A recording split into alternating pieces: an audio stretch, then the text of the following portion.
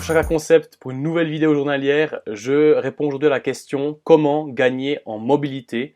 Alors premièrement, avant de répondre à la question, je vais diviser les pratiquants de CrossFit, musculation, etc. en deux catégories.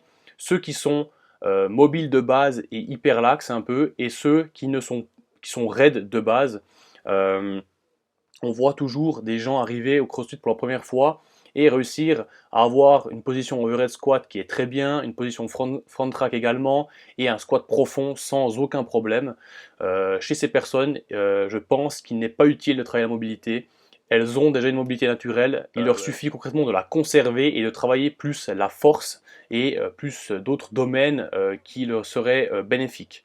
À l'inverse, ces personnes très raides, enfin j'en fais partie concrètement, on va certes être, j'imagine, un peu plus dynamique car on a plus de cette élasticité musculaire qui nous fait remonter d'un squat plus rapidement et plus toniquement, mais on va avoir un problème à atteindre certains standards, certaines amplitudes que le CrossFit demande.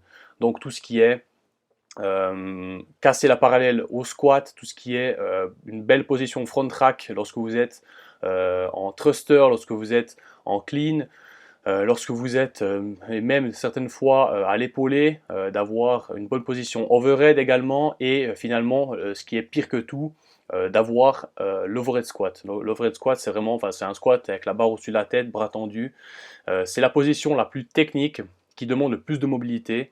Donc je pense que si vous êtes raide comme moi, vous savez l'enfer que c'est pour l'atteindre. En tout cas, moi, ça m'a demandé beaucoup de temps pour réussir à avoir même une forme dégueulasse. Maintenant, c'est un peu mieux, mais ça reste pas terrible.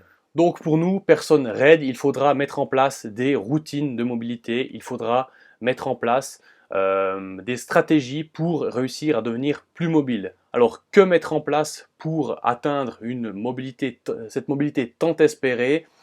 Première option, les étirements à froid le matin, enfin le matin ou un autre moment.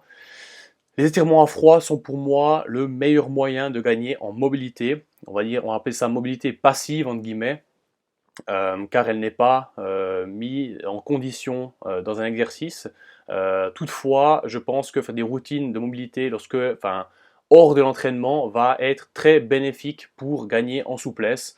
Donc concrètement, je pense qu'on connaît tous ces exercices, on essaie d'aller toucher ses pieds, on essaye on se plie sur les tibias et on se penche en arrière pour les quadriceps.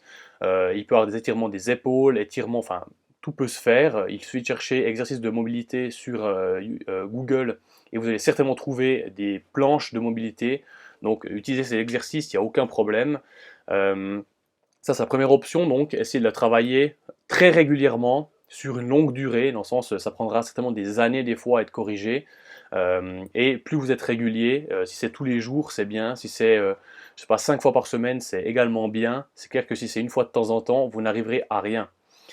Deuxième possibilité pour travailler sa mobilité, c'est la mobilité que je vais appeler active.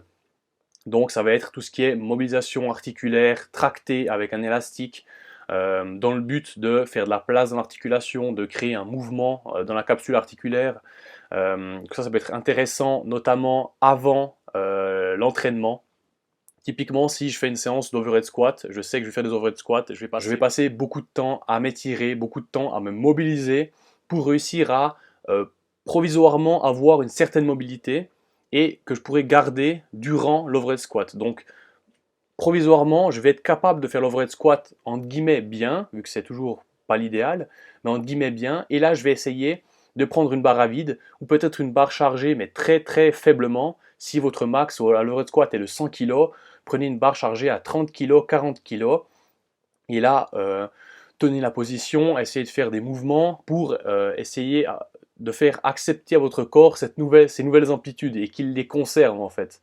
Je crois que c'était dans une vidéo de Cole Sager, qui est un athlète des Games, qui disait que lui, il galérait avec l'overhead squat. Du coup, avant chaque séance de snatch et l'overhead squat, et encore maintenant, il prend une barre à vide, il se mobilise, et avec cette barre, il tient 2 minutes top chrono en overhead squat, en position basse, et il tient cette position. Et c'est d'après ce qu'il dit, une des choses qui lui a permis de gagner en mobilité et de réussir à tenir cette position. Donc, il faut voir que dans tous les cas, peu importe le type d'étirement que vous allez faire, il faudra être régulier et forcément, tôt ou tard, forcer un petit peu. essayez d'étirer un petit peu. Tout ce que je peux vous déconseiller par contre, c'est vraiment de travailler lourd avec de nouvelles amplitudes. Si vous n'étiez pas capable de faire un squat au-dessous d'un parallèle avec une charge X, n'utilisez pas cette charge X pour faire un squat profond directement. Essayez d'habituer votre corps et vos articulations à ces nouvelles amplitudes pour petit à petit que les tendons et les muscles tolèrent cette nouvelle amplitude et ensuite s'adaptent. Sinon, c'est le meilleur moyen de tout casser et au final de surétirer et de traumatiser un peu trop, ce qui peut amener à des déchirures partielles du muscle, du tendon, voire pire.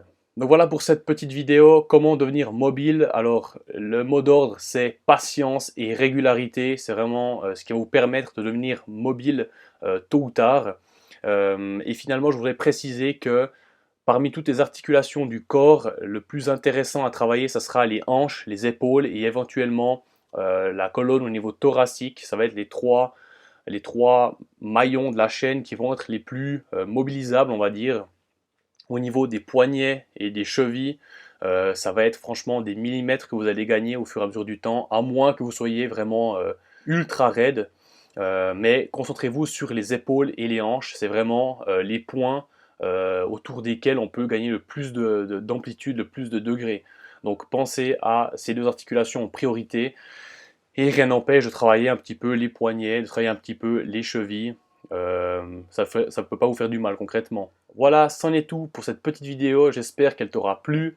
Si tu veux plus de précision au niveau du travail de la mobilité, si tu veux des routines éventuellement, n'hésite pas à me le dire sur mes réseaux. N'hésite pas à m'écrire et je prendrai évidemment en compte ta demande et j'essaierai de filmer ça pour que tu aies un exemple visuel la prochaine fois. Voilà, nous on se dit à demain pour une prochaine vidéo. Ciao!